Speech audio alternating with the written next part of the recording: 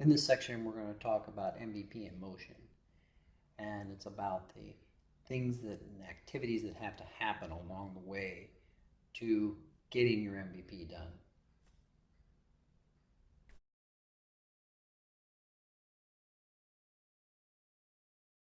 This section details the activity timing for product leaders, MVP growth, and what a pivot looks like.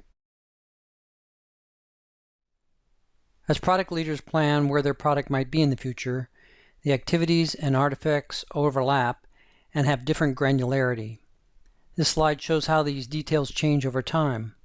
Post-build activities and artifacts have progressively less detail the farther down in the future we look.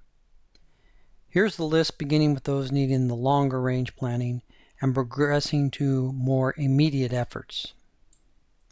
At the bottom of the list, the vision has the least detail and applies for the longest amount of time, looking farthest in the future.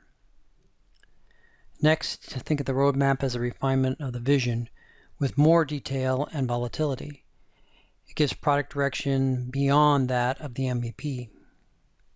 The MVP has a specific feature set and a shorter timeline compared to the roadmap. Future sprints are staged on the path and before an MVP. Multiple stories in the backlog describe what's in the MVP. Build sprints describe the scope of the current iteration cycle, and the user design sprints work out the product presentation in order to firm up what product is going to be built. The times shown here are examples and vary significantly by the organization type and the product type. They're included to show context and sequence with each other.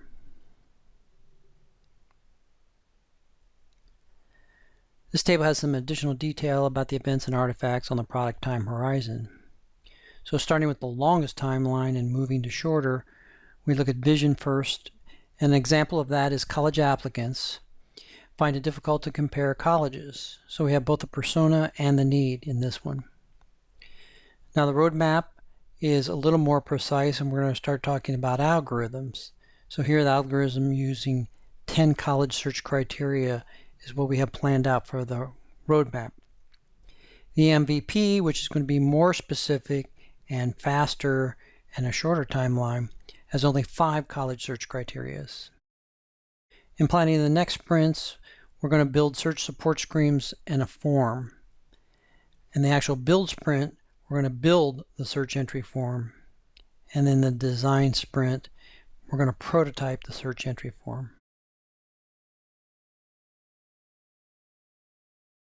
As we saw earlier, the path to MVP is through product and customer contraction. The vision, idea, prototype, and build contraction activities do the work and narrow the base of the product. In each of these phases, the story dimensions build over time. In this slide, story dimensions with light characteristics indicate a vague definitions, and as the definitions firm up over time, the dimensions become progressively darker. At the highest level, the vision broadly defines the customer, need, value, but only hints at a solution.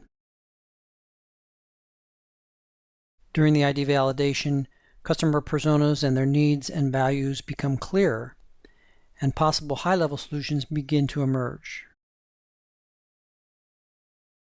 The prototype phase further defines customer, need, value, and solution. In the build validations, developers need a firm definition of all 4 story dimensions in order to build and test. If the 4 story dimensions are cast in stone too early in the process, discovery is inhibited and the ideal customer need or solution can be missed.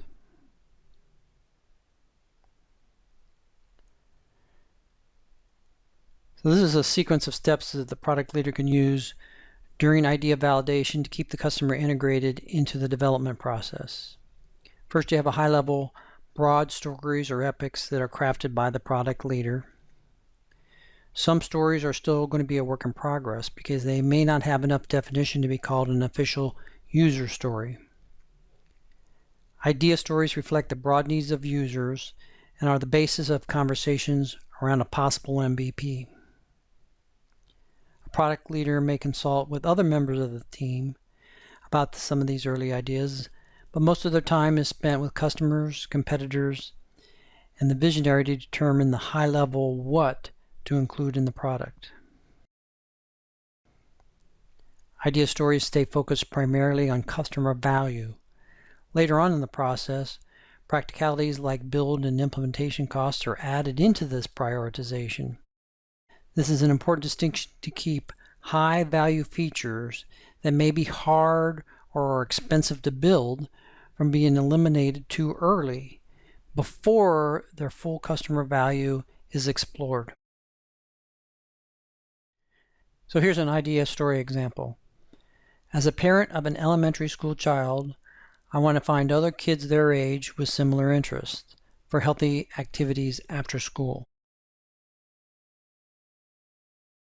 So moving on to prototype, these are a sequence of steps that a product leader can use to do the prototype validation and keep customers integrated into the process. To prepare stories for prototyping, the product leader decomposes the high-level idea stories into more granular sub-stories. Prototype stories have enough detail to validate your customer, need, and solution, but not so much that it's expensive to construct.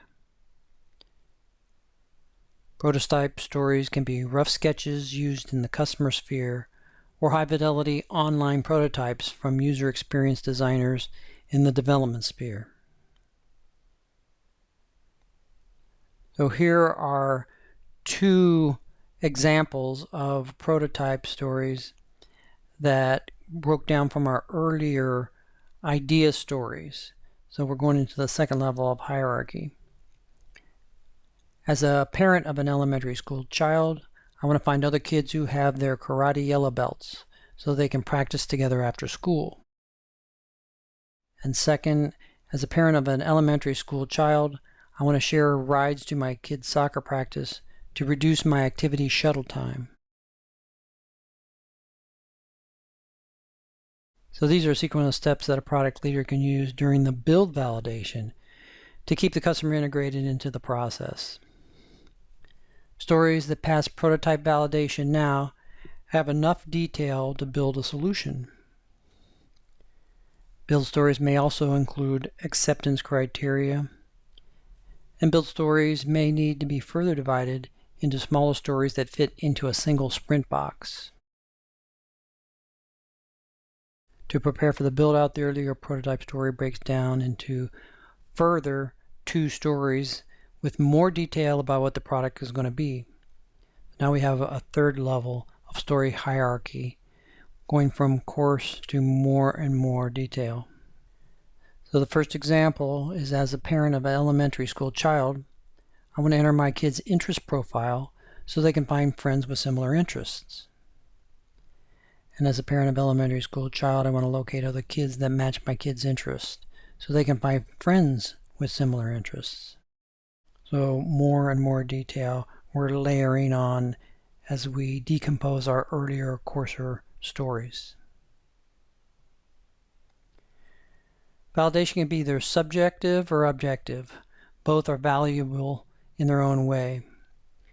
Subjective validation is customer conversations, and this feedback is more emotionally based, but important to understand for product acceptance by users.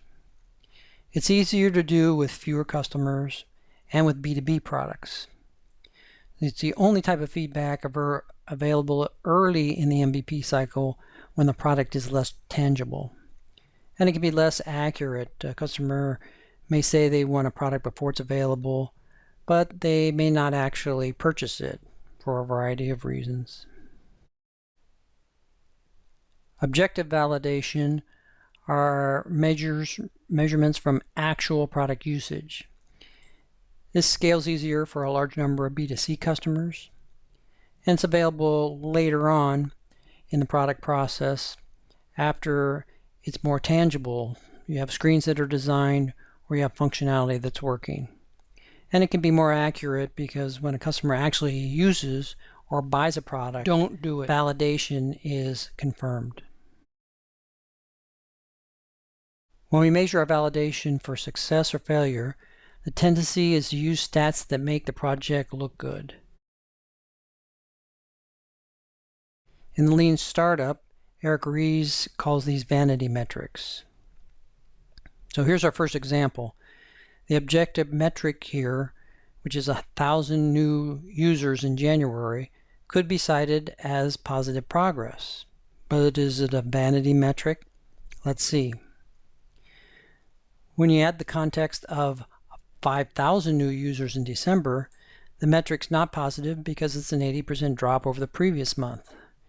Now, if the context is 2,000 total users at the end of December, the metric is positive with a 50% growth from the previous month. So there can be lots of pressure to provide vanity metrics, especially from other people in the organization, upper management maybe. So avoid these by providing context for your numbers. Here's another metric that can go either way depending on context. The metric is 500 more page views in January over the previous month. So the first context is that there were 50,000 new users in January. So this is not a positive indicator because there was such a large increase in the users, but you only got a small percentage of those increases in actual page views. Now, if the context is 10% of the new users in January and twice as many page views were in December, this is a positive indicator. It's a healthy page view growth from a similar base. And here's a third example. 500 more buy clicks in January over the previous month. Now the first context is January revenue was the same as December. So it's not a positive indicator because the buy clicks do not track with revenue. So this metric really is meaningless. And the other context is January revenue was 10% more than in December. So this is a positive indicator. Since clicks do track with sales, this is a useful metric.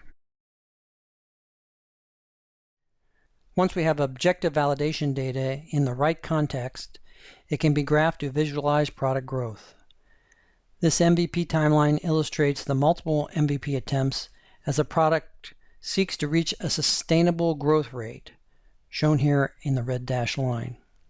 As functionality is added to the product, a positive growth rate shows acceptance and usage by early adopters. The graph shows multiple MVP releases and the subsequent uptick in user growth. Each one ends up settling back down to 0 growth until MVP 3. It has the feature set that achieves and holds a sustainable growth rate. Marketing also affects the growth rate by creating product awareness. To accurately measure the effectiveness of the functionality and marketing changes, introduce them separately to isolate them from product changes. Growth is sustainable when it reaches and maintains a targeted rate without having to add more functionality or marketing expense beyond what is built into the cost structure. This growth is a result of ordinary users finding the product useful. What is considered sustainable may vary widely by product and market. For early startups, a customer base that grows 10 to 15, 50% even may be required. Another company with 1 million customers may be happy with a few percent growth over the same period. B2C products have lower margins than B2B and need higher growth rates in order to survive. A lean team waits for sustainable growth before they scale up, not in anticipation of it. The graph shows multiple types of MVP attempts. So first of all, we have our test releases. So that's the MVP T. These are the early in the process and have limited functionality and are targeted to internal or a couple of very close external customers. These MVP tests fine-tune the customer feedback to teach us what functionality is needed in the MVP. These releases are not designed or expected to grow sustainably. Now when we get to MVP, The goal of this is not to try and please everyone, but rather to find a set of early enthusiastic customers that believe in the vision and are willing to work with you to discover a solution. After the MVP is released, subsequent MVPs, in this case we have MVP 2 and MVP 3, may be needed when there's not enough traction with target customers and more learning is needed.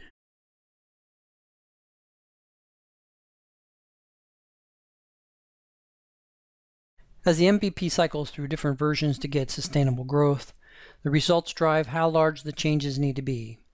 When the growth is a little short of expectations, only small solution tweaks may be required. When there's no growth or way below requirements, you need something more fundamental, like a new vision that has a different customer or a new problem. These bigger changes are called a pivot. There will be a new vision from A to B that defines new customers or needs, and a new product that goes from A to B also.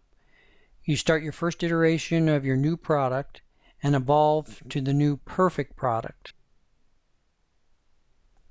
There's a commonly held opinion that because Agile users use small incremental design and build iterations, that you can't pursue a big idea.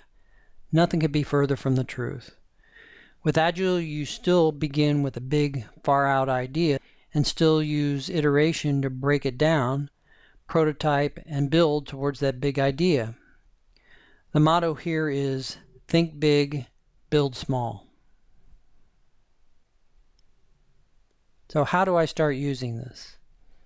Paying customers are the real measure of product success.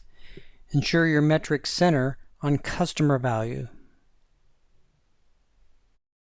And determine or ask yourself, have you spent too much time on your current product without much growth? If so, it may be time to pivot.